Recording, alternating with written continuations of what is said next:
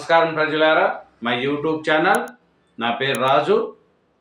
ఈరోజు ఈనాడు, ఆంధ్రజ్యోతి, సాక్షి, నమస్తే తెలంగాణ 4 దినపత్రికలు ఆంధ్రప్రదేశ్, తెలంగాణ 2 తెలుగు రాష్ట్రాల్లోని వార్తలను చూద్దాం. వార్తలను చూసే ముందు నా ఛానల్ను సబ్స్క్రైబ్ చేయని వాళ్ళు దయవుంచి ఒక సబ్స్క్రైబ్ చేసుకోండి. అట్లే నా వీడియోను ఒక లైక్ చేయండి. ముందుగా ఆంధ్రజ్యోతి ఆంధ్రప్రదేశ్లోని న్యూస్ పేపర్లోని వార్తలను చూస్తే, మరో రచ్చకు జగన్ రెడీ, యోగా దినోత్సవానికి ముందు రగడకు సన్నద్ధం. నేడు పల్నాడులో పర్యటన, ఏడాది కిందట ఆత్మహత్య చేసుకుంటే ఇప్పుడు పరమాంశ విగ్రహావిష్కరణ. వైసీపీ గెలుస్తుందని 1.5 కోటి బెట్టింగ్. ఇతర సొమ్ముతో నాగమల్లేశ్వరరావు పందెం. డబ్బులు ఇవ్వలేక పురుగుల మందు తాగి ఆత్మహత్య. ఆయన చనిపోయింది గత ఏడాది జూన్ 9న. కూటమి అధికారంలోకి వచ్చింది 12వ తేదీన. ప్రభుత్వ వేధింపులే కారణమంటూ వైసీపీ ఆరోపణ. చెల్లిపైన దొంగ చెవులు. శర్మిల కదలికలు, ఫోన్ కాల్స్పై అబ్జర్వేషన్. ఆమె మాట్లాడే వారి ఫోన్లు ట్యాప్. ఎప్పటికప్పుడు జగన్కు సమాచారం. నేడు ఒకేసారి 650 మంది ఫోన్లు నిఘా. ఆధారాలు సేకరించిన తెలంగాణ సిట్. కేసీఆర్ ప్రభుత్వ హయాంలో హద్దులు దాటిన ట్యాపింగ్ వ్యవహారము. తెలంగాణలో YS Sharmila phone tapping. Jagan కోసం కేసీఆర్ పోలీసులు ఆపరేషన్. చూడండి, జగన్ కోసం కేసీఆర్ గారు పోలీసులతో శర్మిల గారి ఫోన్ ట్యాపింగ్ చేపించాడంట. మళ్ళీ వాళ్ళిద్దరి బంధం ఎలాంటిదో అందరికీ తెలిసిందే. అప్పట్లో తెలంగాణలో కేసీఆర్ సర్కార్, ఏపీలో ముఖ్యమంత్రిగా వైఎస్ జగన్ ఇద్దరి మధ్య మంచి సన్నిహిత సంబంధాలు. దీంతో తెలంగాణ పోలీసుల ద్వారా సొంత చెల్లెల శర్మిలపైనే జగన్ నిఘా వేసినట్లు తెలిసింది. ఆమె కదలికలు, ఫోన్ సంభాషణలు ఎప్పటికప్పుడు ఆరా తీసినట్లు స్పష్టమైంది. శర్మిల ఎవరితో మాట్లాడుతున్నారో తెలుసుకొని వారి ఫోన్లను ట్యాప్ చేసినట్లు ఫోన్ ట్యాపింగ్పై తెలంగాణ ప్రభుత్వం నియమించిన ప్రత్యేక దర్యాప్తు బృందం సిట్ నిర్ధారించింది. యుద్ధములోకి అమెరికా. ఇజ్రాయెల్తో కలిసి ఇరాన్పై దాడులకు సిద్ధం. ఈశాన్య సిరియా నుంచి అమెరికా బలగాలు తరలింపు. డిగో గార్సియాలు ఇప్పటికే అమెరికా B-2 స్టెల్త్ బాంబర్లు. ఖమేనీ ఎక్కడ దాక్కున్నాడో మాకు తెలుసు. ప్రస్తుతానికి హతమార్చం. ఇరాన్ లొంగిపోవాలి. ఆ దేశం వద్ద అణు ఆయుధం అనేది ఉండకూడదు. సమస్యకు నిజమైన ముగింపు కోరుకుంటున్నాము. చూడండి, ఈ అణుబాంబులు తయారీ చేసుకుంటున్న ఇరాన్కు ఇప్పుడు అమెరికా కూడా ఇజ్రాయెల్కి సపోర్ట్ చేస్తుంది. ఇట్లా అణుబాంబులు సపోర్ట్ చేసి ఇరాన్కు పాకిస్తాన్ సపోర్ట్ చేస్తానని చెప్తుంది. చూడండి, ఈ అణుబాంబుల వల్ల ఏమవుతుందంటే, ఏ దేశాన్ని ఎంతవరకైనా అది అణుబాంబులు వద్దు అని ఇరాన్ను అమెరికా హెచ్చరిస్తుంది. ఇజ్రాయెల్ కూడా హెచ్చరిస్తా ఉన్నా కూడా ఇరాను వినట్లేదు.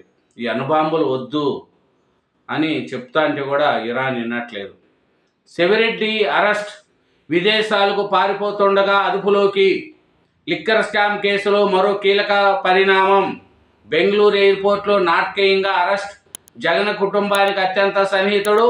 కేసులో 38వ నిందితుడిగా చేర్చిన సిట్. దేశం దాటిపోయేందుకు ప్రయత్నం. బినామీ వెంకటేశ్ నాయుడుతో కలిసి పథకం. శ్రీలంక వెళ్లేందుకు బెంగళూరు ఎయిర్పోర్టుకు అప్పటికే లుక్అవుట్ నోటీసులు ఇచ్చిన సిట్. చూడండి, మద్యం స్కామ్లో ఒక్కొక్క కిట్టు బయటపడుతుందండి. శివరెడ్డి భాస్కర్ రెడ్డిని కూడా శ్రీలంకకు పారిపోతూ ఉంటే అరెస్ట్ చేశారు. ట్రెహాన్పై ఇజ్రాయెల్ వైమానిక దాడులు. ఇజ్రాయెల్ చేతికి బంకర్ బాస్టర్ బాంబు. ఇరాన్పై దాడికి అమెరికా సహకారం. పశ్చిమాసియాలో గగనతలం మూసివేత. చిక్కుకుపోయిన 1000 మంది ప్రయాణికులు. ఇరాన్లో 10,000 మంది భారతీయుల విద్యార్థులు. వారిని తీసుకొచ్చే యత్నంలో విదేశాంగ శాఖ. అమరావతికి మరింత జోష్. 2 కీలక ప్రాజెక్టులకు కేంద్రం ఆమోదం. 1.458 కోట్లతో ఉమ్మడి కేంద్ర సచివాలయం. 1329 కోట్లతో కేంద్ర ఉద్యోగాలకు క్వార్టర్స్ కూడా. ఐనావోలలో గతంలోనే 17 ఎకరాల కేటాయింపు, వీటికి మళ్ళీ అక్కడే భూములు ఇస్తామన్న సిఆర్డిఏ. చూడండి, రాజధాని అమరావతిలో 2 కీలక ప్రాజెక్టులకు కేంద్ర ప్రభుత్వం ఆమోదం తెలిపింది. ఉమ్మడి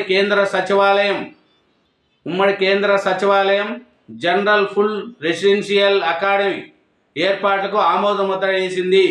కూటమి ప్రభుత్వం చొరవతో రాజధాని నిర్మాణ పనులు ఊపందుకున్న తరుణంలో ఈ శుభవార్త వినిపించింది. రాజధాని అమరావతిలో రాత్రి వేళ సాగుతున్న నిర్మాణ పనులు. చూడండి, అమరావతిలో మరింత జోష్ అంటండి. 2 కీలక ప్రాజెక్టులకు కేంద్రం ఆమోదం తెలిపిందంట.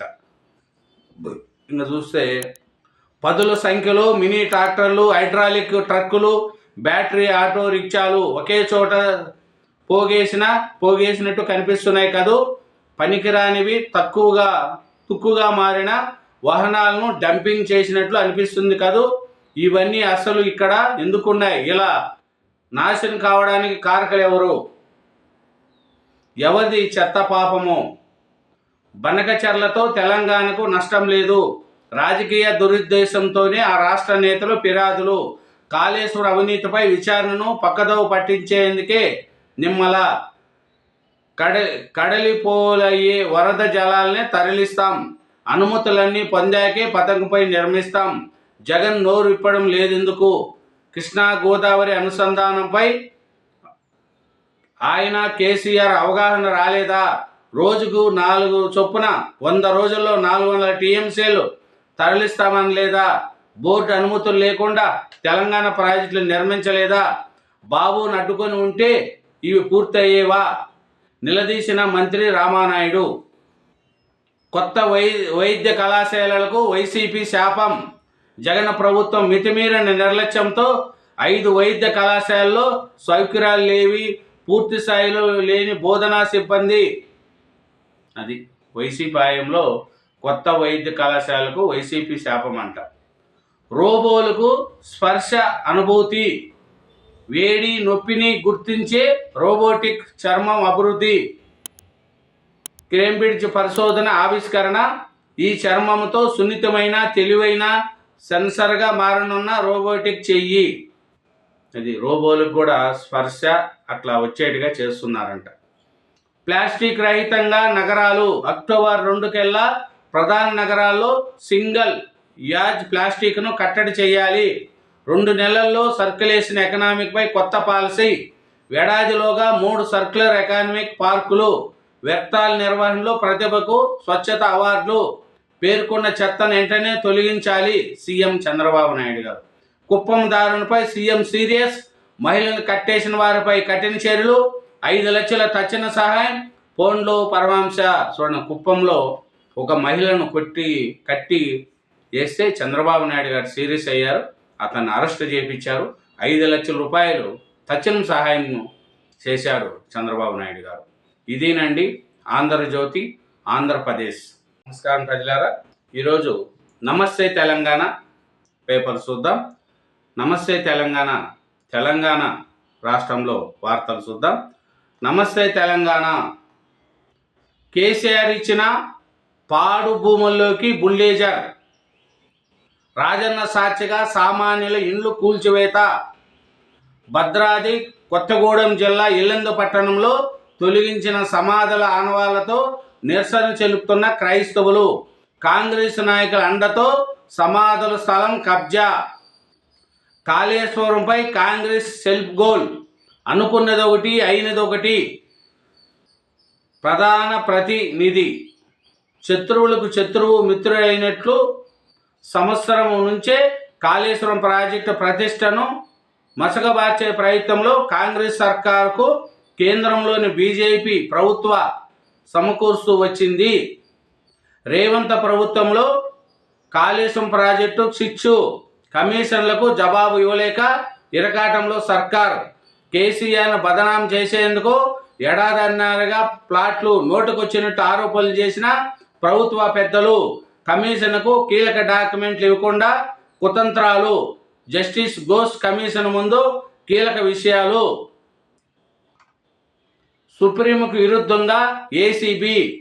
డాక్యుమెంట్ విచారణకు ఫోన్తో ఏం సంబంధం? కేటీఆర్ ఫోను, ల్యాప్టాప్ అడిగిన ఏసీబీ అధికారులు. వ్యక్తిగత గోప్యత ప్రాథమిక హక్కు అన్న సుప్రీంకోర్టు. ఫోన్ అడిగిన ఏసీబీ తీరుపై న్యాయ నిపుణులు ఇసుమం. మొబైల్ ఇస్తే గోప్యతకు భంగకరమంటున్న నిపుణులు. వ్యక్తిగత గోప్యత రాజ్యాంగం హక్కు, రాజ్యాంగ ధర్మాసనం. విచారణకు ఫోనుపై గతంలో సుప్రీంకోర్టు వాదనలు. ఫార్మాసిటీ భూములు రైతులకు తిరిగి ఇవ్వం, అందుకు చట్టం కూడా ఒప్పుకోదు. వాటిని ఫ్యూచర్ సిటీకి వినియోగిస్తాం. ఇబ్రహీంపట్నం ఎమ్మెల్యే మల్లారెడ్డి వెల్లడి. టీపీసీసీ చీఫ్కు కేటీఆర్ లీగల్ నోటీసులు. ఫోన్ టేపింగ్ పేరిట దిగజారుడు వ్యాఖ్యలు సిగ్గుసేటు. బీఆర్ఎస్ నేతల బదనాం చేస్తే చట్టపరమైన చర్యలు. బేషరతుగా క్షమాపణలు చెప్పకుంటే కోర్టుకు లాగుతా. టీపీసీసీ చీఫ్ మహేష్ కుమార్ గౌడ్పై బీఆర్ఎస్ వర్కింగ్ ప్రెసిడెంట్ కేటీఆర్ ఆగ్రహము. తిరగబడ్డ ఫార్మా రైతులు. ఫ్లెక్సీలు తొలగిస్తున్న రెవెన్యూ సదస్సు అడ్డగింత. తమ భూముల నిషేధిత జాబితా నుంచి తొలగించాలని డిమాండ్. నాగర్ కర్నూలు నుంచి అధికారులను ఎలగొట్టిన రైతులు. కేటీఆర్ అన్న నా కుటుంబాన్ని ఆదుకో, నా చావుకు కాంగ్రెస్ నాయకుడే కారణము. 10 లక్షల భూమి కబ్జా చేసిండు. నా బిడ్డ ఫ్రెండ్లకి ఏమీ లేకుండా చేసిండు. ఫిర్యాదు చేస్తే నాపైనే కేసు పెట్టిండ్రు. సూసైడ్ నోట్ రాసి బీఆర్ఎస్ మాజీ ఎంపీటీసీ కంటయ్య ఆత్మహత్య. నెంబర్ 2 నోరు మూత. ఒకప్పుడు ప్రభుత్వంలో చక్రం తిప్పిన నేత పోటీ వస్తున్నాడని అనగదొక్కిన ముఖ్య నేత. కేంద్ర ఏజెన్సీల వరుస దాడులతో తగ్గిన పరపతి. నిన్న మొన్నటి దాకా ఇతర శాఖల్లోనే మేలు. ఇప్పుడు తన శాఖకే పరిమితైన గప్సిప్. సొంత పార్టీ నాయకుల నుంచే 30% ఆరోపణలు. భూముల వ్యవహారంపై కోర్టుల్లో కేసులు. ఆర్థిక ఇబ్బందులతో ఆటో డ్రైవర్ ఆత్మహత్య. రైలు కింద పడి బలమరణం. వరంగల్ జిల్లా నల్లపల్లిలో ఘటన. కొత్త ఆటో పర్మిట్లు ఎవరి కోసం? సిఈఐజీ పోస్టుకు 5 కోట్లు. విద్యుత్ శాఖ కీలక పోస్టుకు డిమాండ్. అంత ఇచ్చుకోలేక పలువురు వెనుకడుగు. నెలన్నరలాగా ఎటాతాల్సిన రాష్ట్ర ప్రభుత్వం. పెండింగ్లు, ఫైళ్లు, నిలిచిన కొత్త కనెక్షన్లు, ఆందోళన దిగే వేచనలో బాధితులు. పార్టీ కోట మాకెందుకు? రిజర్వేషన్లు చట్టబద్ధంగా ఇవ్వాల్సింది. బీసీ సంఘాలు, మేధావులు డిమాండ్. లేకుంటే స్థానికంలో కాంగ్రెస్కు పాతర. ప్రభుత్వానికి బీసీ సంఘాలు అల్టిమేటం. కాంగ్రెస్ పాలిత రాష్ట్రాల్లో బీసీలకు అన్యాయం. కులగణన కావాలనే తప్పులు తడక చేశారు. పదవుల్ని రేవంత్ రెడ్డి సామాజిక వర్గానికే. స్థానిక ఎన్నికల్లో మరోసారి బీసీలకు డోకా. రౌండ్ టేబుల్ సమావేశంలో వ్యక్తులు. 2.5 నెలల్లో 17,400 కోట్లు. ఇది ఆర్బీఐ నుంచి రేవంత్ సర్కారు తెచ్చుకున్న అప్పు. తాజాగా బాండ్ల వేలం ద్వారా 4,000 కోట్లు రుణం. రాష్ట్ర ఆదాయాన్ని పెంచుకోవడంలో విఫలమైన రేవంత్ రెడ్డి సర్కారు అప్పులు చేయడంలో మాత్రం అడ్డు అదుపు లేకుండా ముందుకు సాగుతున్నది. చూడు, 2.5 నెలల్లో 17,400 కోట్ల రూపాయలు అప్పు తెచ్చినారంట. ఇదేనండి నమస్తే తెలంగాణ దినపత్రిక, తెలంగాణ వార్తలు. నమస్కారం ప్రజలారా. ఈనాడు తెలంగాణలో చూసుకుంటే ముందుగా ఇజ్రాయెల్ దాడులు ఇంధన భద్రతకు ముప్పు. చమురు కేంద్రాలు ధ్వంసం ఆందోళనకరం. ప్రపంచ ఆర్థిక వ్యవస్థపై తీవ్ర ప్రభావం. భవిష్యత్తులో ఇరాన్కు చైనా సహకరించే అవకాశం. ఇజ్రాయెల్ ప్రాంతీయాధిపత్యం తాత్కాలికమే కావచ్చు. తక్షణ కాల్పులు విరమించి చర్చలు జరపడమే మేలు. ఇజ్రాయెల్ దాడులు, ఇరాన్ ప్రతి దాడులు పర్యవసనాలు ఎలా ఉంటాయి చూడండి. బాంబుల వర్షం. ఇరాన్పై ఇరుసుకబడుతున్న ఇజ్రాయెల్. ఖమేనీ సన్నిహిత సలహాదారు మృతి. ట్రెహాన్లో భయంకర పరిస్థితులు. నగరాన్ని ఈడుతున్న జనం. G7 నుంచి అర్థవంతంగా వచ్చేసిన ట్రంప్. కాల్పుల విరమణ కంటే మెరుగైన పరిష్కారం కోసం చూస్తున్నాం. ఖమేని ఎక్కడున్నారో తెలుసని వ్యాఖ్య, ఇరాన్ బేషరతుగా లొంగిపోవాలన్న అమెరికా అధ్యక్షుడు, మొసాద్ కేంద్ర కార్యాలయంపై ఇరాన్ దాడి, భద్రతల ఉద్రిక్తతల తొలగింపునకు ఐరోపా, అరబ్ దేశాల పిలుపు, సరిహద్దులు దాటి ఆర్మేనియా చేరుకున్న భారత విద్యార్థులు, ఇరాన్ క్షిపణి దాడుల్లో ఇజ్రాయెల్లోని అలుముకున్న పొగ. చూడండి, ఇరాను ఇజ్రాయెల్ యుద్ధము చాలా పెద్దదవుతుందండి రాను. ఇరాన్ ఇజ్రాయెల్ మధ్య యుద్ధం తీవ్రతమైంది. ఇరు దేశాలు దాడులు ప్రతిదాడులతో పశ్చిమాసియా రణరంగంగా మారింది. యుద్ధ విమానాలతో ఇరాన్పై ఇజ్రాయెల్ విరుచుకుపడుతుంది. అటు ఇజ్రాయెల్పై ఇరాన్ క్షిపణుల వర్షము కురిపిస్తుంది. 5వ రోజైన మంగళవారం పరస్పరం జరుపుకున్న దాడుల్లో రెండు వైపులా భారీ నష్టము సంభవించింది. బనకచర్లపై చర్చిద్దాం రాండి, అన్ని పార్టీలను కలుపుకొని ప్రభుత్వ కార్యాచరణ. నేడు అఖిలపక్ష ఎంపీలకు మంత్రి ఉత్తమ్ కుమార్ రెడ్డి ప్రజెంటేషన్. కేంద్ర మంత్రులు కిషన్ రెడ్డి, సంజయ్తో సహా ఎంపీలందరికీ ఆహ్వానం. హాజరు కానున్న సీఎం రేవంత్ రెడ్డి. ఏపీ చేపట్టిన గోదావరి బనకచర్ల అనుసంధాన ప్రాజెక్టుకు కేంద్రం నుంచి అనుమతులు రాకుండా అడ్డుకునేలా అన్ని పార్టీలు కలుపుకొని కార్యాచరణ రూపొందించాలని ప్రభుత్వం నిర్ణయించింది. ఇందులో భాగంగా బుధవారం సాయంత్రం హైదరాబాద్లోని రాష్ట్ర సచివాలయంలో అన్ని పార్టీ ఎంపీలకు నీటిపారుదల శాఖ మంత్రి Uttam Kumar Reddy power point presentation ఇస్తున్నారు. ఈ కార్యక్రమానికి ముఖ్యమంత్రి రేవంత్ రెడ్డి ముఖ్య అతిథిగా హాజరవుతున్నారు. 38 మంది ఇంజనీర్లకు షోకాజ్. మేడిగడ్డ కుంగిన ఘటనలో 3 వారాల్లోగా సమాధానం ఇవ్వాలని ఆదేశం. మేడిగడ్డ బ్యారేజీ కుంగిన ఘటనపై విజిలెన్స్ అండ్ ఎన్ఫోర్స్మెంట్ ఇచ్చిన నివేదికలోని అంశాల ఆధారంగా 38 మంది ఇంజనీర్లకు మంగళవారం నీటిపారుదల శాఖ షోకాజ్ నోటీసులు జారీ చేసింది. విజిలెన్స్ నివేదిక పలువురు ఇంజనీర్లతో పాటు నిర్మాణ సంస్థ పైన క్రిమినల్ ప్రాసిక్యూషన్కు సిఫారసు చేయగా దాన్ని పక్కన పెట్టి అందరిపైన శాఖాపరమైన చర్యలకు వీలుగా నోటీసులు ఇచ్చింది. వాంగ్మూల రూపంలో సాక్ష్యాలు. ఫోన్ అక్రమ ట్యాపింగ్ కేసులో సిట్ ముందుకు బాధితులు 618 మంది జాబితాలో కాంగ్రెసు, బీజేపీ అగ్రనేతలు. ఆ పార్టీల కార్యాలయంలోకి ఉద్యోగులు సైతం. ఈటలకు పిలుపు, 22న వస్తానన్న ఎంపీ. చూడండి, ఫోన్ అక్రమ ట్యాపింగ్ కేసులో బాధ్యతలు ప్రత్యేక దర్యాప్తు బృందం సిట్ ముందుకు వరుస క్యూ కడుతున్నారు.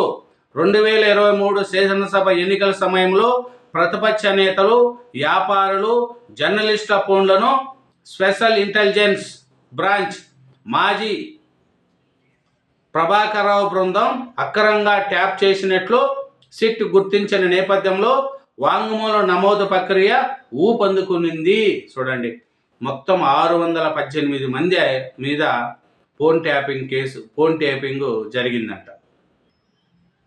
650 మంది పైగా కాంగ్రెస్ నాయకుల ఫోన్ ట్యాప్ చేశారు.